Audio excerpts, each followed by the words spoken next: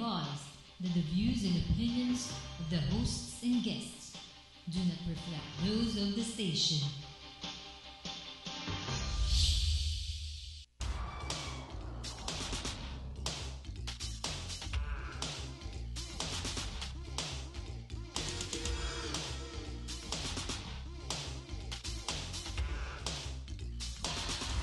Good morning. You are watching the Business Portal, your gateway to business trends and opportunities.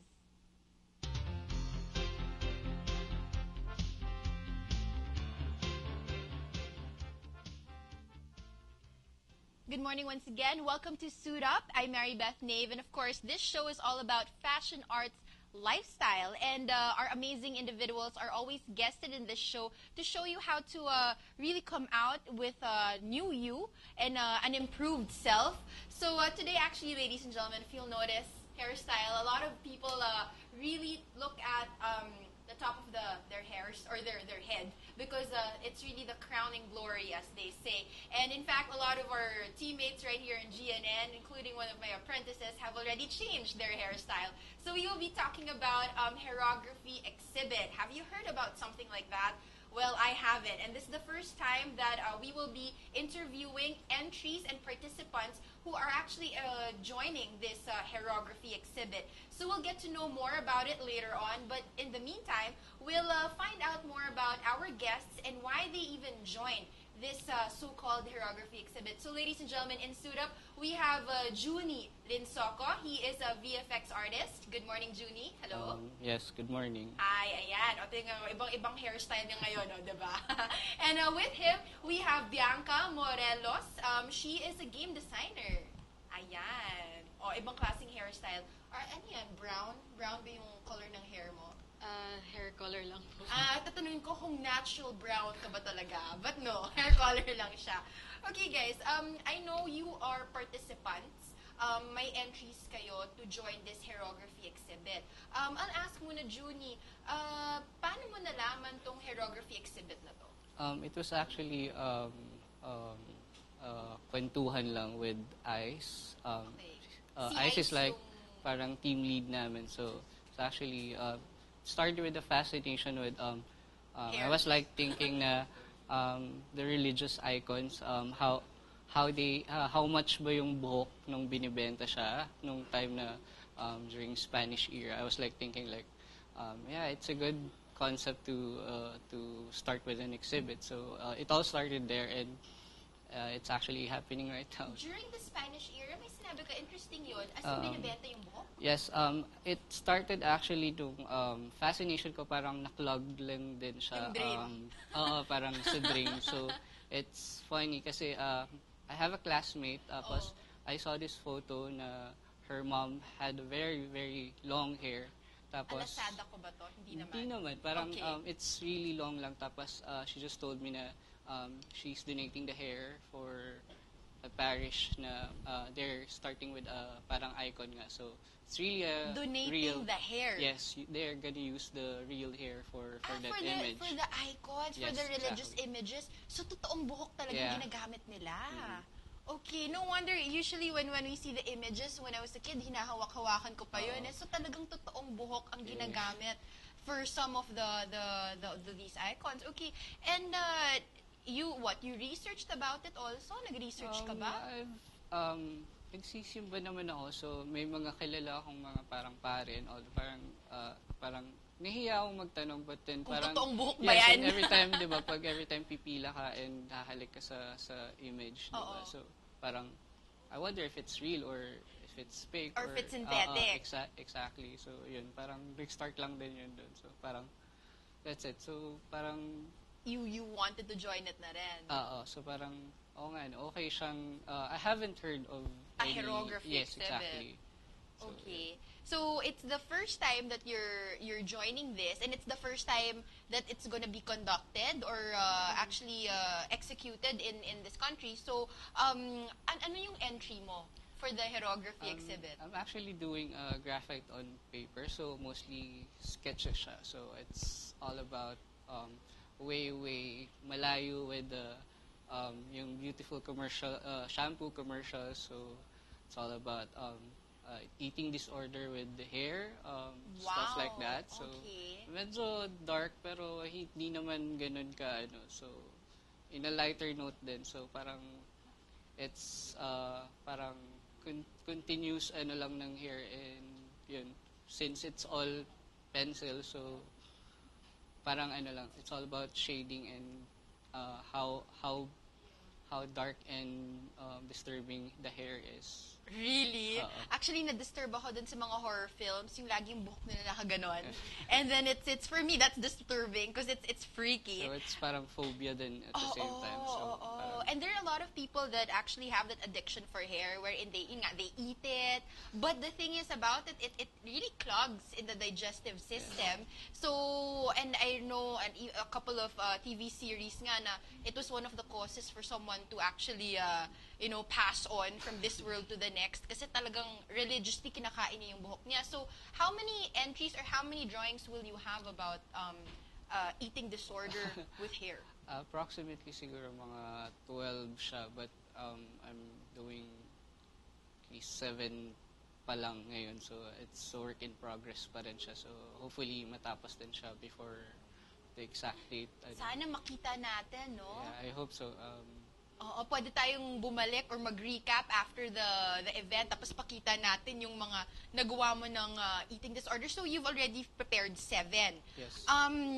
Who are usually the individuals that you have created in your pictures? Ano ba sila? Like are they children? Are they parents? How do you get sino yung mga characters mo? Yung hair is very universal, diba? So parang even bata and even infants and even matanda, they have issues with hair. So parang we have hair transplant, yung mga ganun, and may mga tao din ng problemang at hindi sila balbon or what. Tapos yung mga balbo na mga problema kung bakit ang dami nilang buhok. So, or if ever diretso yung buhok, pinapa-curl. Pag curl naman, pinapa-diretso. Parang okay. may fad, and yung concept ko lang din kasi was like parang the hair depicts us, and at the same time does the hair itself changes us din ba? So parang there's a touch of superficiality kung nababago ba tayo ng hair, and at the same time nababago rin ba natin yung buhok. So, okay. Pero buhok to ng tao, hindi naman ng animal, no? Hindi naman aso yan or pusa, basta tao. Okay, so actually, good luck. You are one of the participants for the Hairography exhibit. We will talk more about that later on because, of course, the director or one of the team leads for this event will be coming on to the show as well. So now let's move on to Bianca. Thank you again, Junie. Babalikan kita. So, Bianca, with you, how did you find out about the Hairography exhibit? Dahil din kay Ice, kasi si Ice yung parang creative director din namin sa company naman namin. So, siya yung nagsabi, siya nag-invite na parang gusto mong sumali sa pero kung sasali ka as motion graphic artist ka na. So, kasi gusto ko din sana mag-still. I wanted to Still like art. draw. we're actually joking about it na magpalit na ako kasi parang I'm Mas doing gusto mo videos mag-visual. din at the same time, pero parang yun, okay na yun, sige tuloy na natin yun. Okay. So basically, you're doing motion graphic design. And then, gusto mong angkinin yung gagawin niya. Sabi ko palit na lang Gusto ko kami, din sa so kanya. parang Ba't hindi mo nalang tapusin yung 12 drawings mo, bigay mo Ito. sa kanya, tapusin mo yung visual design mo, bigay mo naman sa kanya. Tapos, joke lang yun nagtingin ka. Okay, so with you, you're working with Ice, who is the creative director. What's your company? Because I know you are a game designer. So what company are you working for right now? I'm currently working for Suspended Animation right now. Suspended Animation Media. Alright. And then, anong ginagawa mo dun sa trabaho? How long have you been with them pala? Mas 8 months. Wow. So, recent after, graduate? Yeah, after I graduated. Wow. Congratulations. Batang-bata at nagtatrabaho na. And hilig mo ba talaga ang visual graphic design? Yeah, since I entered advertising, so parang yun talaga yung gusto ko din. At ngayon, gusto mong pagalawin ang buhok? Alright. And with this, so you found out about the Hairography exhibit, and why did you want to join it? Ikaw personally. For artists kasi, exposure talaga yung parang malaking thing para makakuha din ng mga jobs or like freelance. So, Right. parang pangalan mo yung kailangan as an artist. So, Right. the more exposure, the better. Free naman eh. Okay. And then yung skills mo in visual graphic design, gusto mo naman parang you want to improve on these skills. So, what is your concept naman? Because I know Junie here, it's all about drawing, diba? And with you, it's all in visual. So, is it the similar concept or a completely different kind of topic?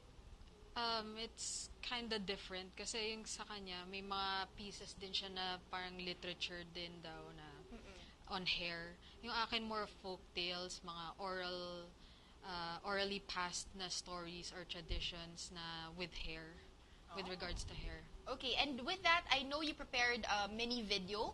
So this is not yet complete because this is just a part of the entry that you will be showing during the hairography exhibit. So ladies and gentlemen, let's take a look at what Bianca has already prepared for us.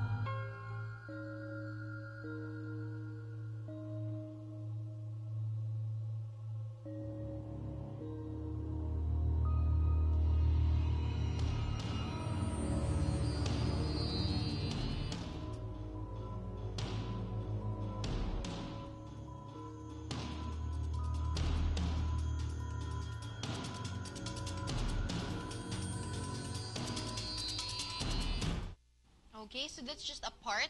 Again, what you've just seen is the video that Bianca Morelas actually created. And it's just only a part of an entire video pa. So how long did it take you to create this?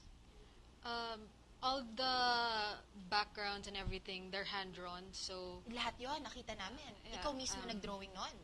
Okay. so digitally, drawing sa computer, sa tablet. So, Okay. Cintiq ang mga, gamit? Computer tablet, talaga, tablet. Alright. Mga ilang buwan din for just a few seconds. Wow. Mga 1-minuter din yon. And then I'd like to ask you, can you explain to us, ano yung nakita namin? Ano yung concept na yun? I was fascinated by the myths of hair. Okay. Particularly like female hair. Okay, Kasi, what about? Meron din kasi mga tulad ng kay Samson, 'di ba? Mga male hair na mga myth. Nagbigay sa na- kanya ng lakas.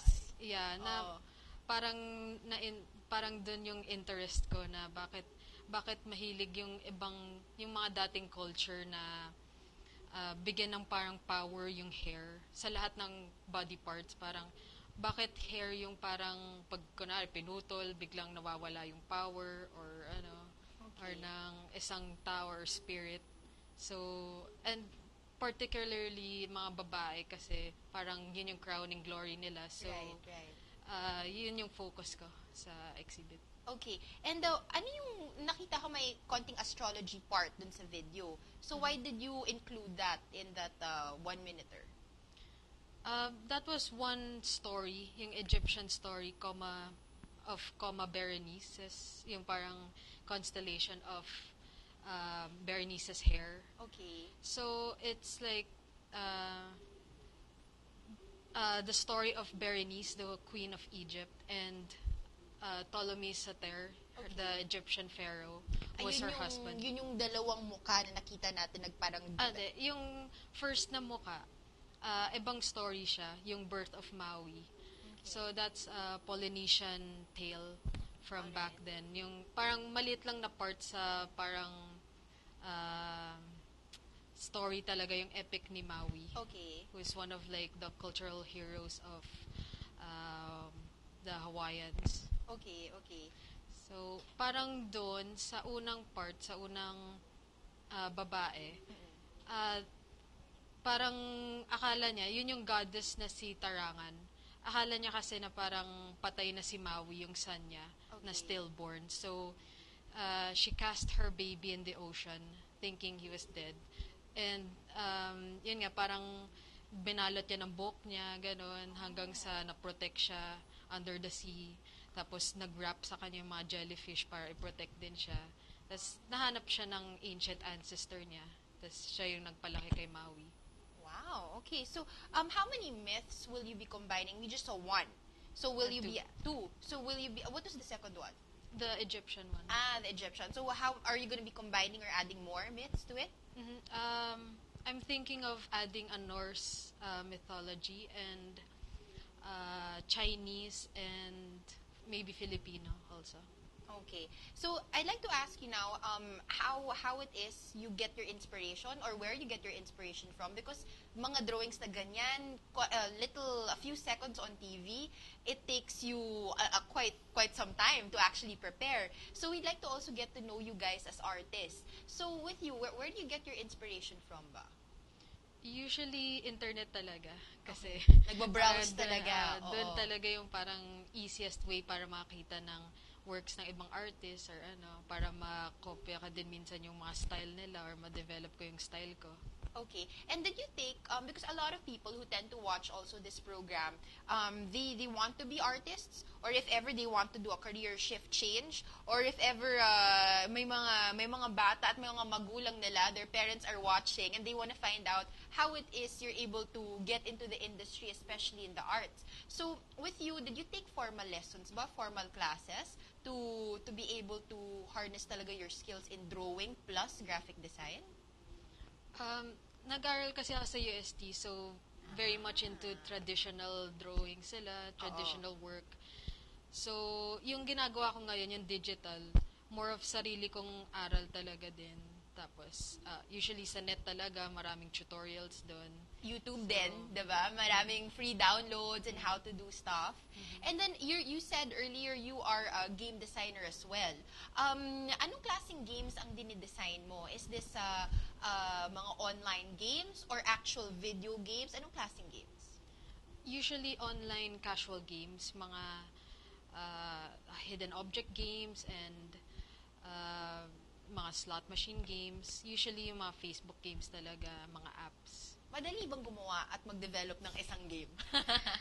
Kami kasi game design talaga. So, Okay. hindi kami kasama sa programming or more of kung ano yung itsura ng game, yun kami. Okay. So, Out of curiosity, how long does it take to finish the graphic design of, like, let's say one slot machine game online? the earliest is 15 days, mga ganun, 15 to Wow. 30 days. Up and running na siya. I mean, after Not after yet, you not yet. after you've created the design, ibabato niyo yun sa mga programmers nyo. And then after that, another phase of development ulit yon. Oh, okay. So right now, you're working again for this particular company, and why do you like your job? Yeah, gusto ko din naman yung parang nagdo-drawing ng digital environments or backgrounds, mga UI, yung user interface. Okay. Ano bang mahirap sa trabaho na ginagawa mo ngayon as a game designer? Pinakamahirap na sa'yo? Deadlines talaga yung hinahabol. Okay, it's the Na- deadlines. ah. But in terms of like, let's say, creating the drawing or ano palang materials ang ginagamit nyo for game development? It's still the same thing, computer. But do you do the traditional paper, pencil? Hindi na. Hindi na. Talagang everything online. Yeah, we usually do it in Photoshop. We Okay. draw in Photoshop or we get images from the net. Okay. Mga, syempre, legal dapat. Tapos, saka namin, kunwari sa mga hidden object games, di ba, maraming objects yun. So, kinakat namin yung mga objects para papasok namin sa background. Tapos, yun na yung parang, i-animate pa. Okay, great. So I look forward to more of the games. Like, let's say if I go online, hopefully I get to stumble upon a particular game that you've created. So let's move on naman to Junie. Junie, gaano ka nakatagal nagdo-drawing?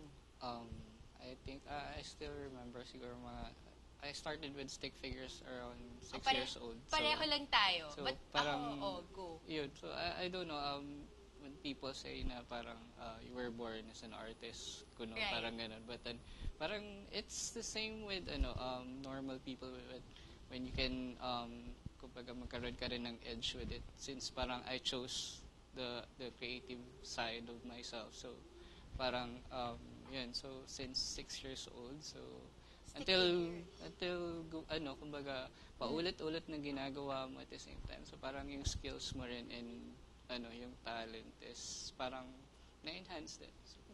So yung stick figures na yon, 6 years old, kailan siya naging tao na talaga? Siguro ang mga 7 na din since parang After a year? tumitingin na ako ng mga libro. Pero syempre hindi pa rin ganoon ka perfect na parang parang matatabang tao pa rin yung alam mo yun yung parang magporma lang, magmukha lang siyang So tao. you mean from stick figure na mukha siyang walang kinakain, Yes, tapos may laman na. naging bilog na siya. Exactly, oo. Okay. Buti ka pa nag-progress kasi hanggang ako ngayon, stick figures pa rin ang nadodrawing ko. As in, wala pa siyang laman. So, and actually, yung background mo as a VFX artist, again, it's a visual effects. You've also been involved in TV, post-production of TV, film, and TV series. Yeah, from different channels din. So, depende sa project kung saan siya let's say, for film. Sometimes, parang annually, parang nagiging habit na lang din na yung sa mga Metro Manila Film Fest. Right. Usually, that's where we usually are parang mabenta, na parang, we have this movie and that movie. So, parang, ayun, sobrang maraming ginagawa during the pag pumatak na yung bear season since everyone's preparing for December for the Right. festival. So doon yung parang yun yung pinaka busy months namin. Okay. What course did you graduate from college? I graduated from Ateneo de Naga. Okay. So I Nag-travel ka pa dito, yeah, Oh. after college dito na ako. So, I started working here. So, As what? As a visual effects oo, artist na talaga? parang agad-agad. Pero, but then, we had trainings din. So, marami ding tinuro from like, parang sa college, parang tinuro lang yung basics. But then, yung pa rin, yung mga skills and mga techniques mo, Add-ons. doon made-develop during work. So, yun. Wow. Okay. So, as a visual effects artist naman, what is the most challenging thing in your job? Ano bang for you pinaka-challenging na gawin? Aside from yun, sabi niya na nga, deadline din at the same Ganun time. din, pareho deadlines. Oo, Okay. kasi parang,